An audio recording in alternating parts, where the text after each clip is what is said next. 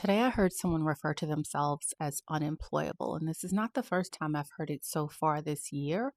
As some folks who have maybe taken a career break think about the idea of returning to the workforce. Let me just say this plainly: taking a career break does not make you unemployable. Stepping away to start and grow a business does not make you unemployable. And I say this as someone who has built recruitment programs targeted at individuals who have taken said career breaks.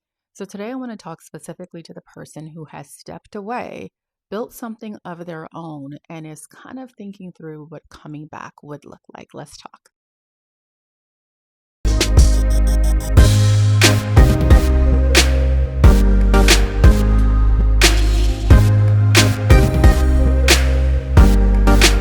Entrepreneurship does not disqualify you from landing a corporate opportunity, but what you need to do is be intentional about how you communicate this transition.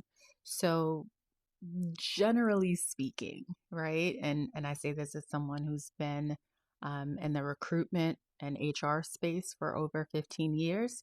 Generally speaking, you need to be intentional about communicating those transferable skills, that leadership, that strategy, that execution, all of that on the front end, because the mind for far too many recruiters is to look, okay, well, what role did they have? And does this role match this role?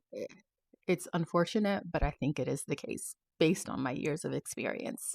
The problem is not that employers don't value entrepreneurship, it's that they may not know how to necessarily interpret it. And I think beyond that, what I've seen the question that arises in many discussions I've had with hiring teams is that, hey, I don't know if this person really wants a job or if they're just looking because they need a job. Like, is there somewhere that I can just make that determination? To which my response is always have a conversation with them. If you are returning to corporate after a break, also understand that networking is not a nice to have. It is truly mission critical. It is how you are going to get your foot in the door. It is how you are going to communicate your why, which is going to be extremely important. Now, someone might say, Kristina, maybe I'll just attach a cover letter. And I'm like, like in all my years, I can count on one hand how many cover letters I've actually read, right? Sometimes, if I need the additional clarity, but in this fast moving market, you want to do what I think is most strategic. And as someone who's been in the entrepreneurial space, you understand that strategy and execution are critical.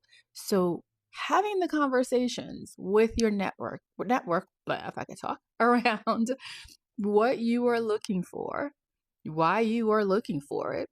So employers really want to know, yeah, can they do the job? But also, why here? Why this employer? Why employer A? Why employer B, C, whatever? And why now?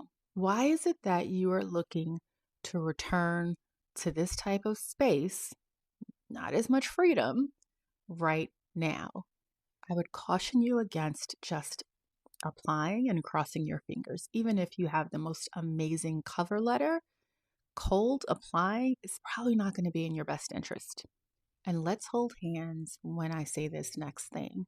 So I need you to be super honest with yourself about whether or not you actually want to return to a corporate environment. Because if not, yeah.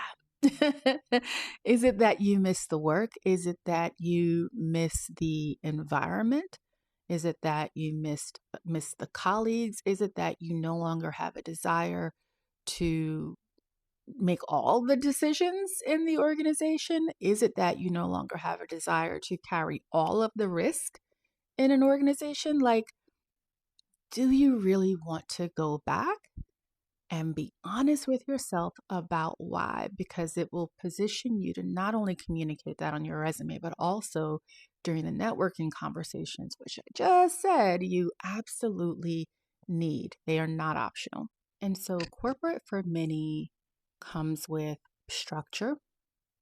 It comes with, I almost said stability, but yeah, I don't know about that. It comes with pace, right? It also comes with constraints. And I think there are pros and cons to that. Here's what I'll say, and I want you to hear me pretty clearly when I say this because I know it's something that a lot of folks have struggled with and are struggling with right now. Returning to work does not suggest that you failed. It does not suggest that at all. As a matter of fact, I've seen so many posts recently about women deciding to shut their business down and return to the corporate environment for various reasons, right? It does not mean that you weren't good at what you did. Different seasons require different things. I firmly believe that, right? I often say different strokes for different folks, but even even within that, different seasons require you to show up differently for different reasons. Family, mental health. So I really want you to think that through pretty clearly. I want you to not just think it through, but grab a journal and write it out. Like truly tell your transition story and be comfortable with that. Breathe through it. Talk to a trusted friend, right? Someone whose thought process you value. Pray about it, meditate on it. This is a big step.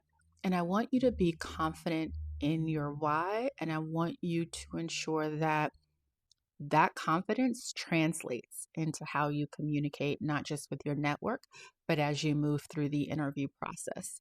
The other thing I'll say about this, and this is as someone who has worked in this space for so many years, remote work is probably going to be your best option, right? To ease your way back in. The other thing that you'd want to look for is even hybrid work, right? 100% on site might be a bit of a shock. I'm just going to say it. It might really not sit well with your spirit. I don't know. Give it some thought. Again, what you're writing on this piece of paper is going to be extremely important. What you're praying about, what you are meditating on, all of it is going to be extremely important. And this is the space for you to be honest with yourself. I'm here to tell you, my friend, it is possible for this to happen if it's what you genuinely want.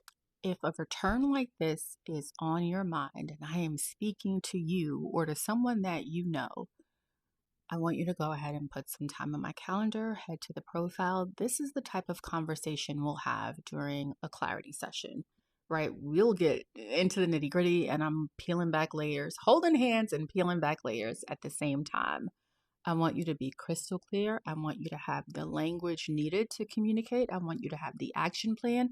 And I'm going to share opportunities with you to help you understand that what you desire does exist, right?